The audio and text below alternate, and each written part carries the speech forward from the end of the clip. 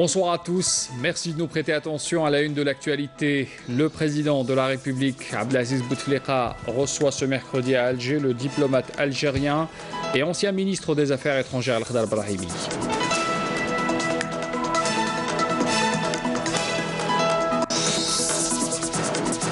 Le Premier ministre Ahmadou Yahya a reçu ce mercredi le ministre saoudien de l'énergie, de l'industrie et des ressources minérales. Ce dernier lui a remis un message du serviteur des deux lieux saints de l'islam au président de la République Abdelaziz Bouteflika. Ouverture des travaux de la 3e édition de l'Université du Forum des chefs entreprises sous le thème « L'entreprise, c'est maintenant ». C'était au Palais des Expositions en présence du Premier ministre Ahmadou Yahya. On reviendra sur les déclarations importantes du Premier ministre.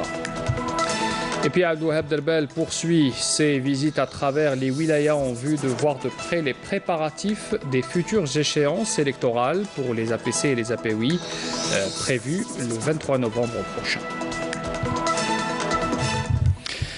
Bienvenue à tous. Pour commencer d'abord, le président de la République, Abdelaziz Bouteflika, a donc reçu aujourd'hui le diplomate algérien et ancien ministre des Affaires étrangères, Al-Khdar Brahimi.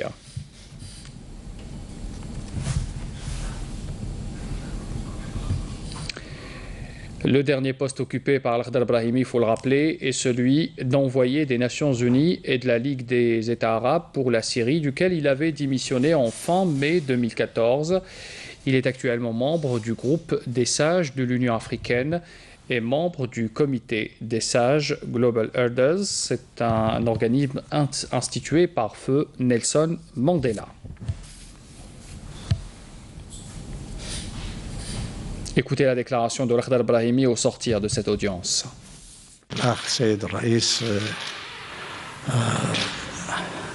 دائما كريم بوقته ويشرفني بهذه المقابلات من حين إلى حين.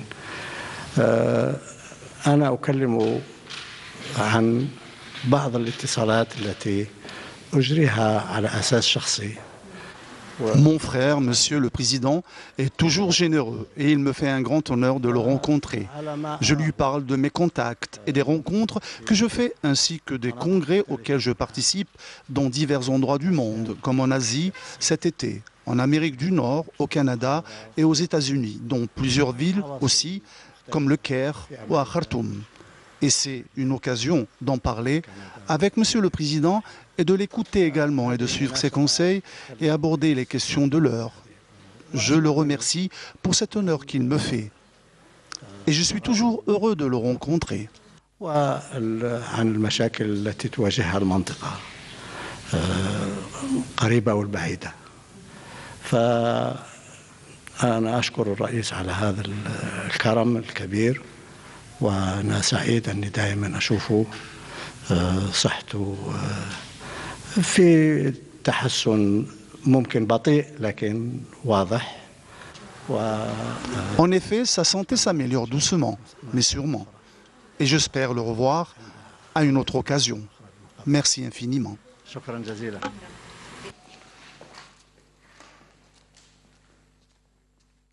Dans l'actualité aussi, le Premier ministre Ahmadou Yahya a reçu aujourd'hui également à Alger le ministre saoudien de l'énergie, de l'industrie et des ressources minérales, Khaled Ben Abdelaziz Al-Fallah.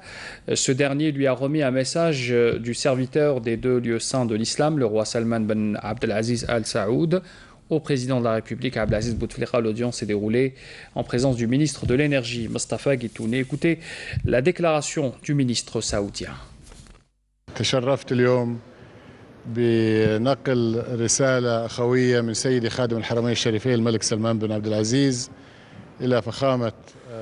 Je suis très honoré d'être porteur d'un message du serviteur des deux lieux saints, le roi Salman Ben Abdelaziz Al Saoud, au président de la République Abdelaziz Bouteflika. Aussi, je suis très heureux d'être reçu par le Premier ministre et d'avoir eu des entretiens sur les relations entre nos deux pays frères. Le serviteur des deux lieux saints a tenu à exprimer aux dirigeants algériens la place qu'occupent les relations avec l'Algérie et son attachement à leur raffermissement dans tous les secteurs et notamment politique et économique. Nous avons également abordé la situation du marché pétrolier et de l'énergie. Nous avons parlé de la prochaine réunion et aussi des voies et moyens en vue d'aller dans une approche commune vers le retour à un équilibre du marché pétrolier en 2018. Ouverture ce mercredi des travaux de la 3e édition de l'université des forums, plutôt du Forum des chefs d'entreprise, le FCE. C'est un événement qui a été marqué sous le thème « L'entreprise, c'est maintenant ». L'événement qui se déroule, pour rappel, au Palais des Expositions en Port Maritime à Alger, auquel a pris part le Premier ministre Ahmadou Yahya.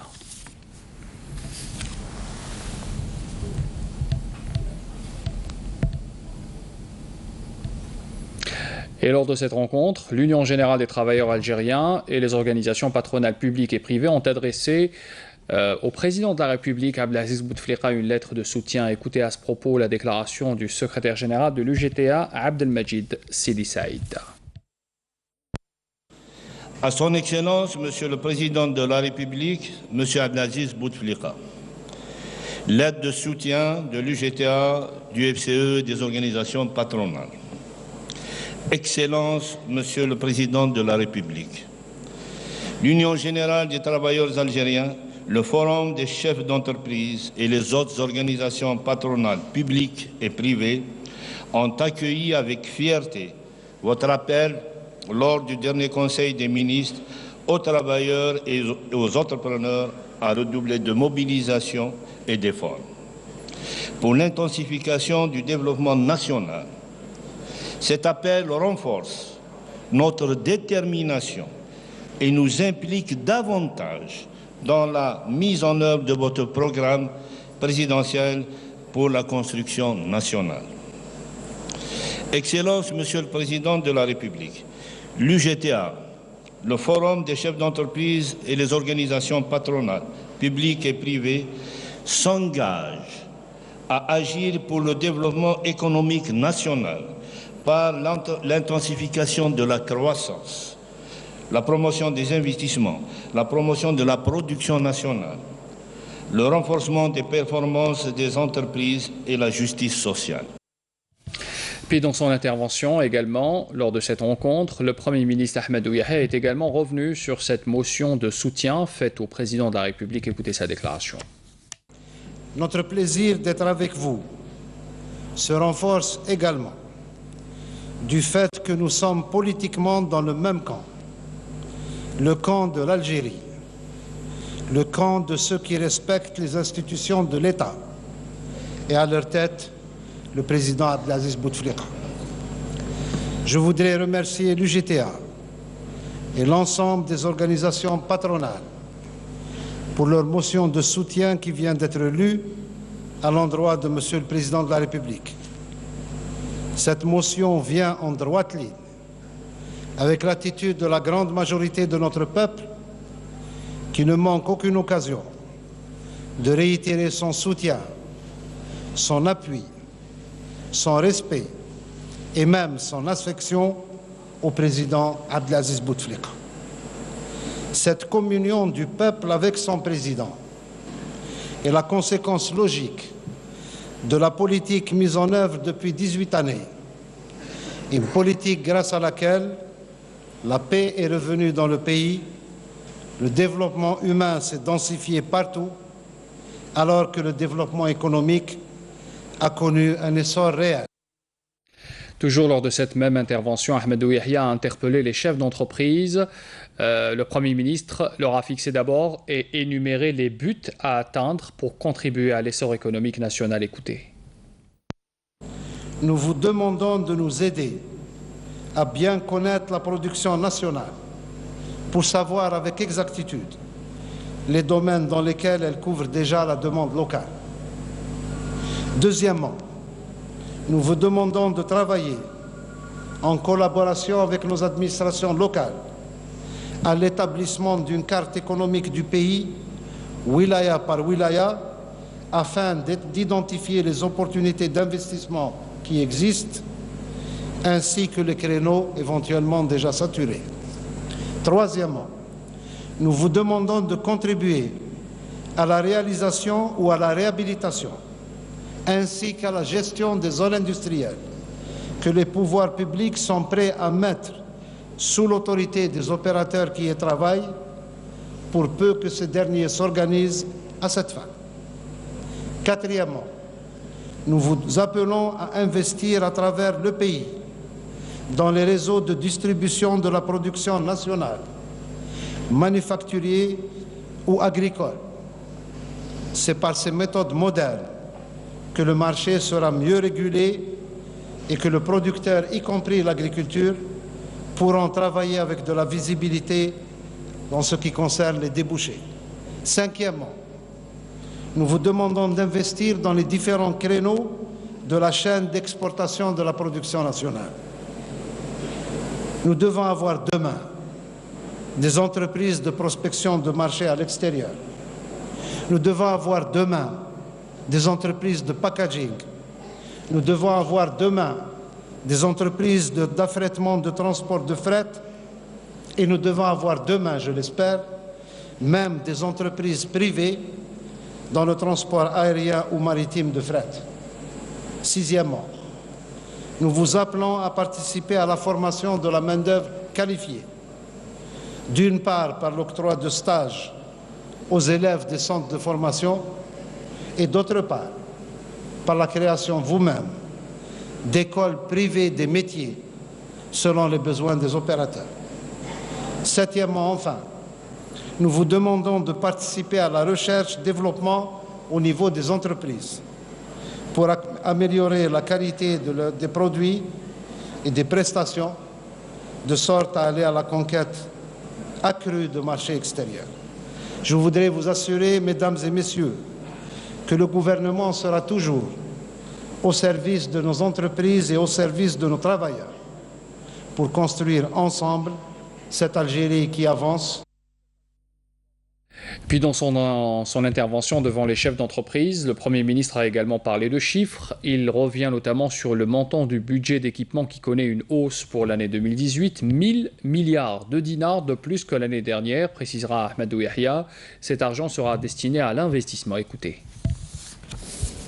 La relance de l'investissement public, avec en 2018 un budget d'équipement de plus de 4 000 milliards de dinars, en hausse de plus de 1 000 milliards de dinars comparativement à l'année 2017. Et là, je vous parle des 1 000 milliards de dinars en plus destinés à l'investissement.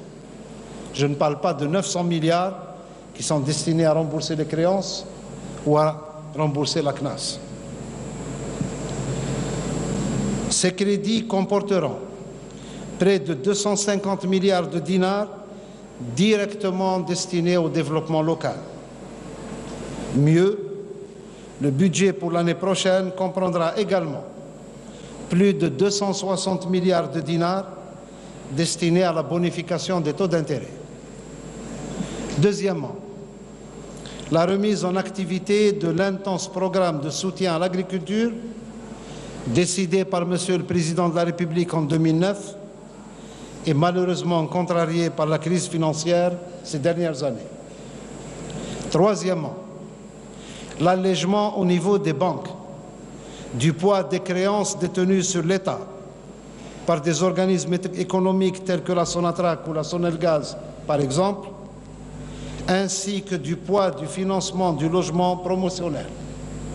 Ce faisant, des montants très importants de liquidités seront de nouveau disponibles au niveau des banques pour les crédits bancaires à l'investissement. Quatrièmement, la réactivation du Fonds national de l'investissement pour accompagner des investissements majeurs. Cinquièmement, le maintien de l'ensemble des mesures de soutien à l'investissement et de bonification des crédits à l'investissement. Sixièmement, la réalisation, dans un délai maximum d'une année, des 50 nouvelles zones industrielles sous la responsabilité directe des Wali, auprès desquelles l'opération est désormais décentralisée. Septièmement, une décentralisation accrue au niveau des wilayas de tous les actes et procédures liés aux investissements qu'il s'agisse des démarches auprès des guichets uniques locaux ou qu'il s'agisse de l'accès au foncier industriel. Huitièmement, le rétablissement de la priorité à la production nationale dans le cadre de la commande publique, conformément au Code des marchés publics en vigueur, qui, je vous le rappelle, accorde une préférence même à 25% plus cher. Neuvièmement, le recours aux appels d'offres nationaux pour toute réalisation publique. L'appel aux entreprises étrangères de réalisation deviendra ainsi l'exception lorsque l'outil national ne sera pas en mesure de la prendre en charge. Dixièmement, enfin, la mise en place de mesures de sauvegarde du marché national pour réduire le volume des importations, préserver les réserves de change, mais aussi pour permettre à la production nationale et à l'entreprise nationale de se réapproprier le marché local. Voilà donc pour l'intervention du Premier ministre devant les chefs d'entreprise. Il faut savoir aussi que cette troisième édition de l'Université du Forum du FCE était marquée aussi par des débats et des échanges entre le Premier ministre et les chefs d'entreprise. Ahmadou Yahya a prêté une oreille attentive aux interventions des participants. Avant l'entame du débat organisé dans le cadre de la troisième édition de l'Université du Forum des chefs d'entreprise, le Premier ministre a évoqué les types d'initiatives et de contributions qu'attend le gouvernement des opérateurs économiques pour booster l'économie nationale et a cité dans ce sillage la relance de l'investissement public à travers un budget d'équipement de plus de 4 000 milliards de dinars en 2018. Si j'annonce que l'État va mettre 4 000 milliards de dinars dans son budget d'équipement, ça voudra dire autant, du moins disons 2 000 milliards à peu près, qui seront du financement de chantiers, construction de logements, construction d'écoles, construction de routes et j'en passe. Et je vous disais tout à l'heure que notre espérance, c'est que les entreprises algériennes arrivent à prendre 100% de la commande publique. Ahmadou Yahya a également souligné le rôle prépondérant de l'entreprise comme moteur de développement et d'industrialisation du pays et rappelé les mesures prises par le gouvernement en vue de la relance de l'investissement. En donnant aux entreprises de quoi lever des crédits, qui est le premier élément de financement du développement de l'entreprise ou de l'activité de l'entreprise, en donnant à travers le budget public un plan de charge, c'est déjà, je crois, des moyens qui nous permettront d'espérer que l'année prochaine, la croissance connaîtra un mieux par rapport à l'année 2017. L'économie informelle affectant les entreprises au quotidien, la fraude fiscale, le foncier industriel, le soutien aux entreprises, un climat des affaires qualifié d'imparfait, lourdeur des procédures bancaires sont autant de questions posées par les représentants d'organisations patronales et autres opérateurs économiques. À toutes ces préoccupations, le Premier ministre a répondu que l'urgence est de réduire la facture des importations et que la bataille pour relever tous ces défis est collective. La cartographie de l'économie nationale. Je vous le dis ici, en présence de messieurs les ministres des Finances, du Commerce, et d'autres de l'industrie, de l'agriculture, c'est-à-dire les administrations économiques. Si nous arrivons à connaître à 70%, notre potentiel, c'est autant de gagner. Ahmadou Yahya a en outre invité les opérateurs à investir dans les différents créneaux de la chaîne d'exportation de la production nationale. Il a fait part de son souhait d'avoir des entreprises de prospection des marchés extérieurs, de packaging, d'affrètement, de transport de fret et même des entreprises privées de transport aérien ou maritime de fret. Dans l'actualité aussi à Bruxelles, le chef de la diplomatie algérienne Abdelkader Messahel a rencontré aujourd'hui le président du Parlement européen Antonio Tajani. Les deux hommes ont abordé la coopération interparlementaire, en particulier la mise en place de commissions mixtes parlementaires en vue de permettre aux institutions des deux pays de booster, plutôt des deux parties, de booster la coopération entre l'Algérie et l'Union européenne. Écoutez à ce propos la déclaration des deux hommes juste après cette rencontre. Effectivement, la diplomatie parlementaire est extrêmement importante. Elle prend de la place de plus en plus dans le rapprochement entre les peuples et les nations. Et je crois que ça a été pour moi une occasion d'avoir un bon échange de vues avec le président du Parlement européen, non seulement sur les questions qui nous préoccupent, nous, Algérie, et avec l'Union européenne ou avec le Parlement européen, c'est-à-dire les problèmes liés à la lutte contre le terrorisme, la lutte contre la migration clandestine, les problèmes de la jeunesse et les questions de la radicalisation. Je crois que ce sont des thématiques assez importantes que nous partageons et pour lesquelles nous devons travailler, échanger des expériences, échanger donc notre coopération, la renforcer pour faire face à des défis qui nous sont communs. Les défis, quand on parle du terrorisme, nous sommes tous menacés. Quand on parle de la migration clandestine, nous sommes tous menacés. Quand on parle de radicalisation, nous avons une expérience et j'ai expliqué un peu au président ce qu'a fait l'Algérie durant toutes ces dernières années pour lutter contre le phénomène de la radicalisation. Donc je lui expliquais un peu ce que ça a été la stratégie de l'Algérie depuis 1999, depuis l'arrivée du président Bouteflika aujourd'hui, et ce qu'on a fait de la démocratie comme étant un choix stratégique et non pas comme étant une coquetterie ou parce que c'est à la mode, parce que le meilleur moyen de lutter contre le radicalisme, c'est la démocratie, c'est accepter les avis des uns et des autres dans le respect de la loi, dans le respect de la Constitution. C'est ça un état de droit et c'est ce que nous sommes en train de faire, de le consolider davantage. Donc nous avons également parlé de la mise sur pied bientôt de cette commission mixte parlementaire qui est très importante et je crois qu'elle permettra des échanges sur une base permanente et régulière entre les parlements de nos deux pays. Nous sommes très contents du travail qu'est en train de faire l'Algérie pour la stabilisation de la côté sud de la Méditerranée.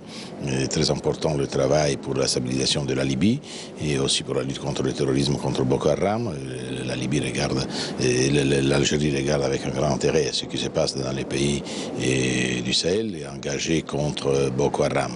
Et aussi pour ce qui concerne la coopération entre nous et l'Algérie, je pense qu'on va commencer le travail de la délégation parlementaire mixte peut-être début l'année prochaine. Et donc cela, c'est déjà un bon message pour renforcer la coopération entre deux pays. Je dois dire que je suis très content que dans votre pays, il y a les femmes qui sont juges, qui sont médecins, qui sont journalistes. Et donc voilà, c'est un message très important. Et donc la démocratie, j'ai bien apprécié ce qu'a dit monsieur le ministre quand il dit que la démocratie, c'est la solution contre les radicalisations. J'ai bien apprécié aussi ce qu'il a dit, le message. Pour ce qui concerne l'engagement, le travail très important qu'a fait la République algérienne contre la radicalisation et on a gagné contre le terrorisme. Voilà pour la rencontre d'aujourd'hui. Hier, le ministre des Affaires étrangères Abdelkader Messahel avait été reçu à Niamey par le président nigérien Mahamadou Issoufou, auquel il avait transmis les sentiments de fraternité et d'estime du président de la République, Abdelaziz Bouteflika, ainsi que sa volonté et son engagement pour le renforcement des relations bilatérales et la concertation sur les questions régionales. Je vous invite à écouter la déclaration de Abdelkader Messahel à l'issue de cette audience. J'ai eu l'honneur et le privilège d'être reçu par le président Mahamadou Issoufou. J'étais porteur d'un message du président Abdelaziz Bouteflika, président de la République algérienne. Ce message, bien sûr, c'est un message d'amitié, un message plein de solidarité et un message également qui porte sur la volonté partagée de développer la coopération qui existe entre nous. On a fait une petite évaluation de la coopération bilatérale depuis la dernière grande commission mixte qui s'est tenue ici à Niamey en mars 2017. Donc nous envisageons au début de 2018 de réunir le comité de suivi pour faire en sorte que ce comité de suivi fasse l'évaluation et fasse des projections pour la prochaine étape qui va être la réunion de la grande commission mixte à Alger. On s'est félicité de part et d'autre du niveau atteint par cette coopération. Elle est multiforme, elle est dans la formation, elle est dans le militaire, elle est dans le sécuritaire. Elle est dans le domaine également économique. Donc c'est une coopération qui est appelée à s'élargir davantage, d'autant plus que nous travaillons ensemble à la finalisation donc, du transsaharien qui doit relier l'Algérie à l'Afrique de l'Ouest en passant par le Niger. Ça va être un axe extrêmement important de désenclavement pour le Niger, mais également donc, de rapprochement de l'Algérie avec cette région qui lui est chère, le Sahel et l'Afrique de l'Ouest. Nous avons évoqué bien sûr la situation dans la région, notamment sur le plan sécuritaire. Nous sommes dans une zone de grande turbulence qui fait face donc à la menace terroriste qui est là. Nous en connaissons quelque chose, nous Algériens, vous en connaissez quelque chose, vous au Niger. Donc il est important que nous coopérons, que nous renforcions notre relation dans ce domaine de lutte contre le terrorisme. Il y a une autre menace qui est également liée, si vous voulez, au terrorisme, c'est le crime organisé. Il y a beaucoup de grands trafics qui se font, y compris des trafics humains. Et il y a également la migration clandestine qui nous préoccupe. Nous avons bien sûr évoqué la situation un peu en Afrique et les prochaines échéances qui attendent nos chefs d'État, notamment le sommet d'Abidjan entre l'Union africaine et l'Union européenne. Le président Issoufou, il m'a chargé également de transmettre à son frère, le président Abdelaziz Bouteflika, un message d'estime, d'amitié et de grand respect. Revenons en Algérie pour parler de cette vidéoconférence. C'est une première pour le ministère de l'Intérieur. Le ministre de l'Intérieur, Nordine Bedoui, a donc tenu et a prononcé une allocution lors d'une rencontre avec les walis et les walis délégués à travers cette vidéoconférence. Nordine Bedoui a appelé aujourd'hui les walis à traiter tous les partenaires politiques sur le même pied d'égalité et en toute impartialité et transparence en prévision des élections prochaines du 23 novembre à Malissilidera.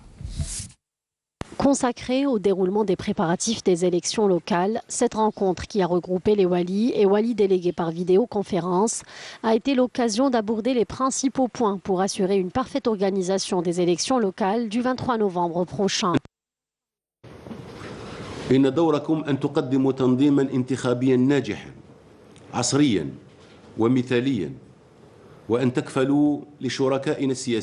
devez garantir une organisation électorale réussie, moderne et exemplaire, et traiter tous les partenaires politiques sur le même pied d'égalité, en toute impartialité et transparence, et avec professionnalisme, et leur rassurer tous les moyens nécessaires qui leur permettent d'exercer leur mission avec objectivité. L'État a veillé à assurer au processus électoral tous les facteurs de réussite, des mécanismes totalement neutres. L'Algérie prouvera au monde entier, à travers cette consultation électorale, que l'État et ses institutions sont imprégnés de valeurs consacrées dans la nouvelle Constitution, conformément à la vision clairvoyante du président de la République. Saluons la prise de conscience des partenaires politiques quant au défi du prochain scrutin. Le ministre de l'Intérieur, des collectivités locales et de l'aménagement du territoire, Nordine Bedoui, s'est dit satisfait de leur intégration dans le processus électoral. Le ministre a précisé que le nombre de leurs listes a dépassé celui des élections locales de 2012.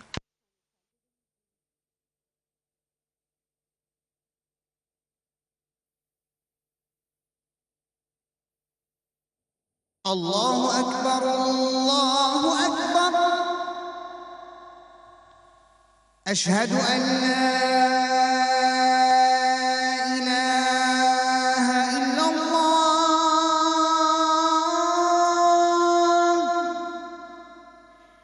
أشهد أن لا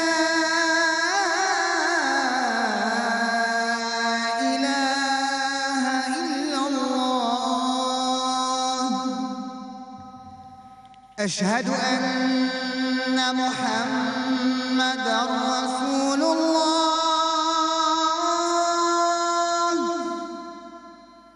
أشهد أن محمدًا رسول الله حي على الصلاة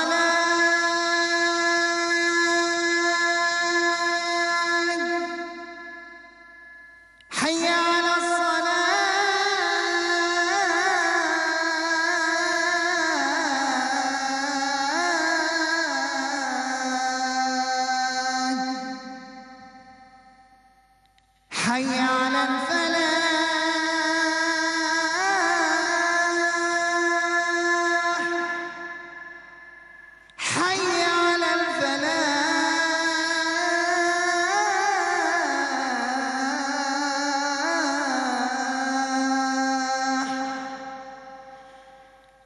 الله أكبر الله أكبر لا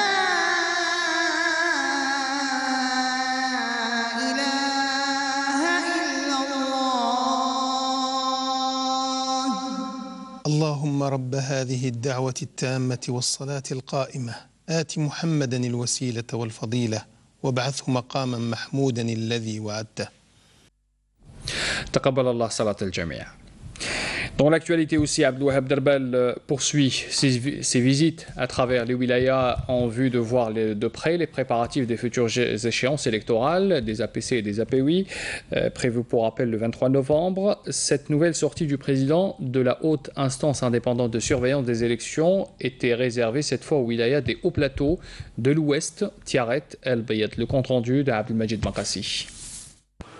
Deux nouvelles escales au programme du président de la haute instance indépendante de surveillance des élections, Abdelwahab Derbel. La première à El Bayad, où il s'est longuement intéressé aux listes électorales et à la révision entreprise par les collectivités locales. La wilaya d'El Bayad compte, après la dernière révision exceptionnelle du fichier électoral, plus de 186 000 électeurs. Je suis très satisfait de l'ambiance qui règne ici à Al-Bayad, avec notamment l'efficacité dans le travail de la haute instance au niveau local, de l'administration et même la presse locale. L'instance de surveillance est surtout intéressée à l'assainissement du corps électoral entrepris par le ministère de l'Intérieur. Abdelwahab Derbel a beaucoup insisté sur l'amélioration du cadre général de l'acte électoral pour parvenir au but tracé, à savoir celui de garantir plus de transparence dans les élections. Dans sa deuxième escale à Tiaret, Abdelwahab Derbel s'est largement intéressé à l'importance de l'assainissement des listes électorales. La wilaya de Tiaret compte 42 communes. Plus le fichier électoral est assaini, plus les élections seront propres. Et par là même, la participation sera juste et donnera plus de légitimité d'assises pour les élus. Ceci d'un côté et de l'autre, le taux de participation proclamé aura toute sa signification parce qu'il repose sur un fichier électoral juste. نسبة المشاركة المعلنة تصبح ذات معنى حقيقي لأنها مبنية على فيشي إلكتورال جوست. Dans sa visite dans la wilaya de Tiaret, Abdelwahab Derbel s'est rendu au siège de la commune pour voir de près les préparatifs liés au prochain rendez-vous électoral, avant de se rendre ensuite au siège local de la haute instance de surveillance des élections. La coopération à présent, l'Algérie est un partenaire stratégique pour l'Italie, c'est ce qu'a affirmé aujourd'hui la secrétaire générale du ministère italien des Affaires étrangères et de la coopération internationale, Elisabetta Belloni. C'était lors d'une déclaration à la presse à l'issue de cet entretien avec le secrétaire général du ministère des Affaires étrangères, Nordin Ayadi. La diplomate italienne a indiqué que cette rencontre a été une occasion pour souligner que les deux pays partagent beaucoup de similarités et un intérêt commun, notamment en ce qui concerne la stabilité dans le bassin méditerranéen. L'actualité en Algérie marquée également par cette info qui nous est parvenue, qui traite justement d'un dangereux terroriste qui était recherché et qui s'est rendu ce mercredi aux autorités militaires au niveau de la 6e région de Tamanrasset. C'est ce qu'indique ce soir un communiqué du ministère de la Défense nationale. Le dénommé Arali s'est rendu. Il avait en sa possession un pistolet mitrailleur de type Kalachnikov et 3 chargeurs garnis de munitions.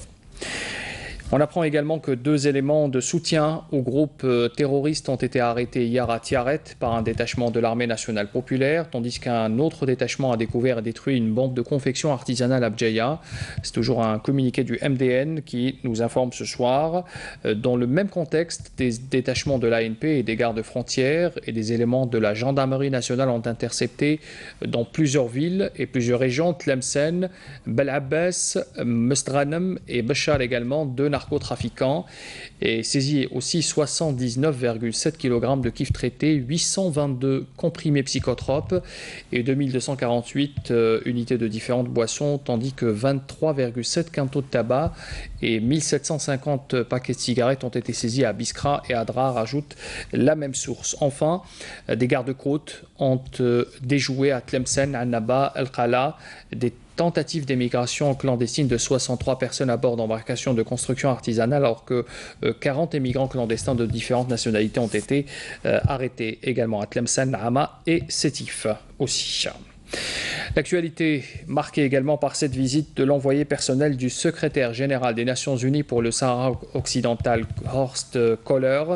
Ce dernier exprime à Awserd, dans les camps de réfugiés sahraouis où il se trouve, il affirme son optimisme quant à l'avenir des négociations du plan de règlement du conflit du Sahara occidental établi par les Nations Unies. L'envoyé personnel du secrétaire général de l'ONU a dit venir pour la région pour écouter les deux parties au conflit, c'est-à-dire le Front Polisario et le Maroc, constater aussi de visu les conditions dans les camps de réfugiés et comprendre la question davantage et surtout constituer sa vision personnelle sur ce dossier.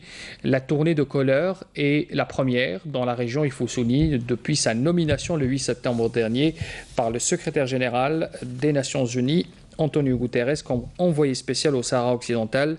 Il remplace ainsi Christopher Ross, qui était chargé de cette mission.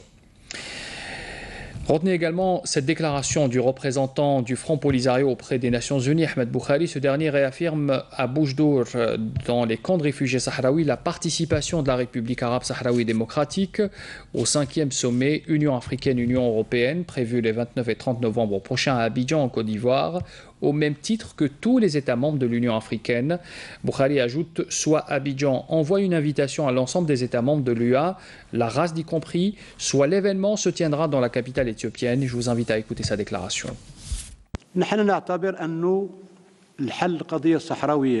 Nous considérons que la solution à la question sahraoui ne peut se faire sans le respect du droit du peuple sahraoui à l'autodétermination et à l'indépendance. C'est la légitimité internationale, mais surtout la volonté du peuple sahraoui.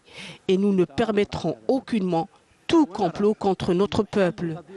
Sur ces bases, trouver une solution à la question sahraoui ne peut qu'apporter la stabilité et la coopération dans les domaines économiques et sécuritaires dans toute la région. Revenons en Algérie pour parler sport avec la première étape du Tour d'Algérie cyclisme sur une distance de 149 km parcourue de Biskra à El Oued a été remportée par le cycliste algérien représentant le club slovaque Islam Mansouri. On fait le point sur cette journée avec Nassima Imloul.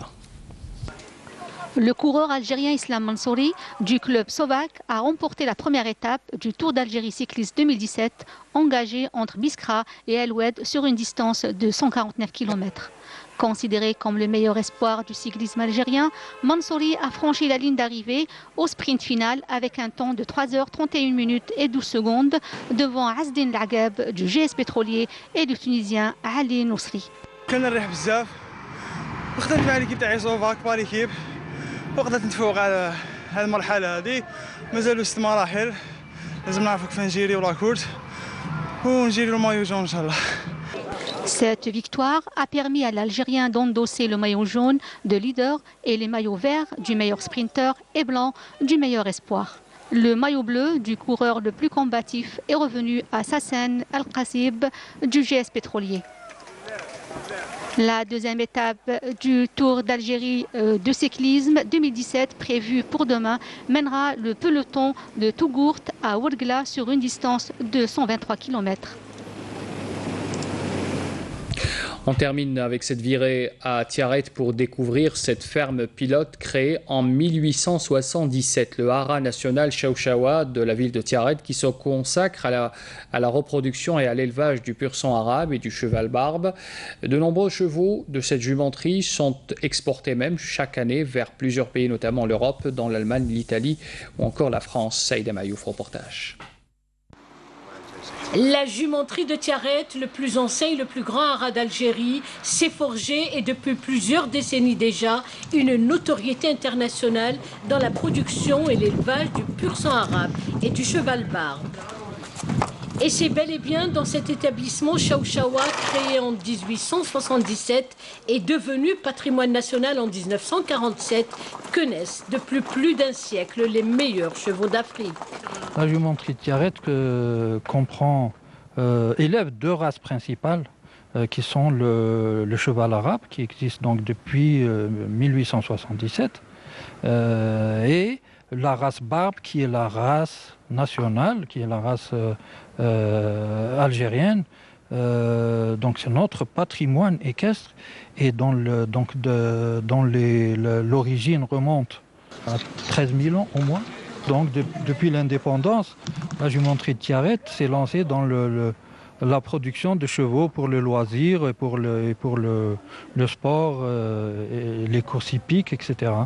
Vu que le cheval a perdu l'essentiel de ses utilisations, à savoir le transport, l'agriculture et la guerre, etc.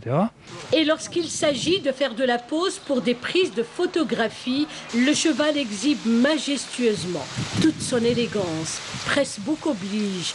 Et pour cause, ce haras national est depuis l'an 2001 fait de l'exportation vers plusieurs pays, notamment vers l'Europe. Selle arabe ou selle anglaise, tout y est. Tout l'ensemble des pièces servant à équiper le cheval est présent dans l'atelier dédié à l'harnachement et gardé jalousement par l'artisan sellier Mohamed. J'ai été élevé dans ce milieu du haras car mon père a travaillé ici plus d'une 50aine d'années. Et ce, depuis 1958 jusqu'à 2011. J'ai repris son métier en 2001 et c'est une grande passion que je noue avec les chevaux et tout ce qui les entoure. Le haras de Chawchawa, terroir par excellence de la race équine, constitue et sans conteste la fierté de Tiaret, capitale des hauts plateaux de l'ouest algérien. Voilà, de belles images qui nous viennent de Tiaret. Un rappel des titres avant de vous quitter. Le président de la République, Abdelaziz Bouteflika, a reçu ce mercredi à Alger le diplomate algérien et ancien ministre des Affaires étrangères, Lakhdar Brahimi.